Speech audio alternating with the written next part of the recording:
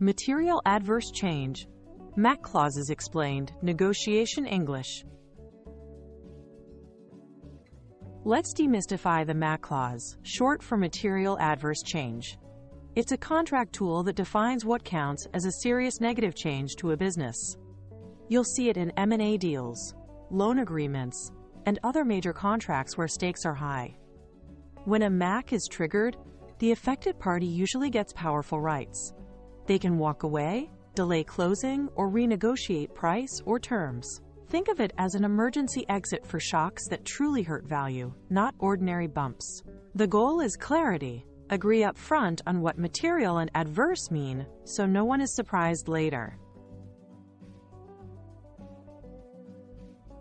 A solid MAC clause rests on three ideas. First, materiality. How big is big? We're talking changes that really move the needle, not minor misses. Second, adverse. The change must harm value or performance. Revenue drops, margins compress, key assets lose worth, or compliance risk spikes. Third, change. It must be new, not a risk already known, disclosed, or baked into the price. If you already expected it, it's not a MAC. Combine these. A new event that significantly damages the business in a meaningful, measurable way. To avoid arguments, convert vague terms into clear metrics. Tie the MAC to revenue, EBITDA, gross margin, customer churn, or net retention. Add thresholds, e.g., EBITDA down 20%, and time windows, e.g., for 2 consecutive quarters, so a 1-week wobble doesn't trigger a crisis. Explicitly exclude seasonal patterns and normal volatility for the industry. Example: a decline in EBITDA of 20% or more, measured over the most recent 2 full fiscal quarters, excluding normal seasonal effects and recognized accounting changes. Precision reduces disputes and speeds decisions. MAC clauses often include carve-outs, events that don't count.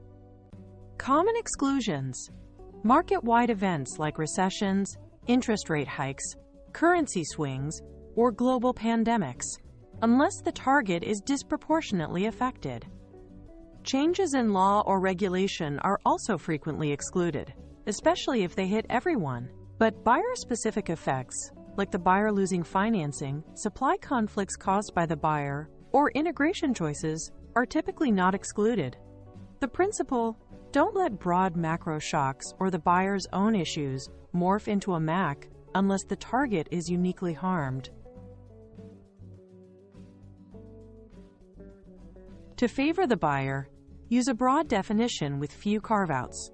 Set low thresholds, e.g., 10 to 15% EBITDA decline, and a long measurement period so sustained weakness counts. Include prospects and forward-looking language like reasonably expected to have to catch credible near-term risks, not just realized damage. Keep flexibility to consider multiple small hits together. Use individually or in the aggregate. Also avoid tight industry or seasonal exclusions that could shield real deterioration. The theme? Widen the gate, lengthen the timeline, and cover both present and looming harms. To protect the seller, keep the MAC narrow and objective.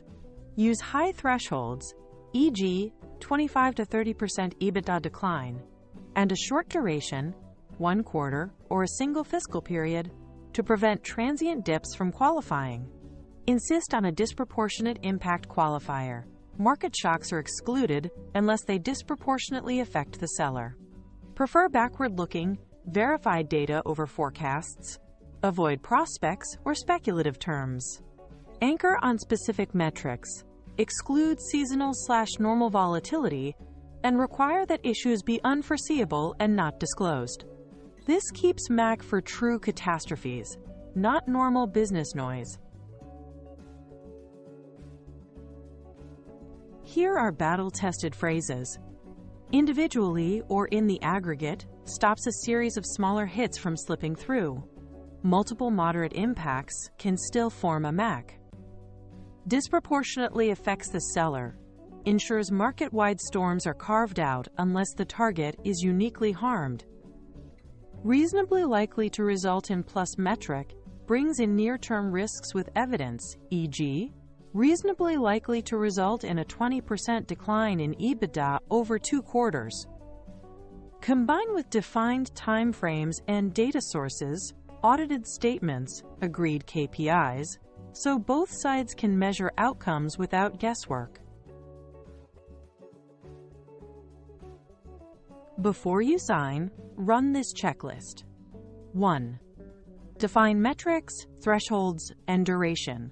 Specify EBITDA, revenue, margin, or churn with clear percentages and time windows. 2.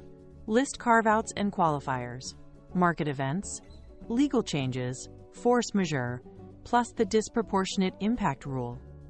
3. Align with diligence and risk tolerance. Tie the MAC to what your diligence actually measured and what your financing requires.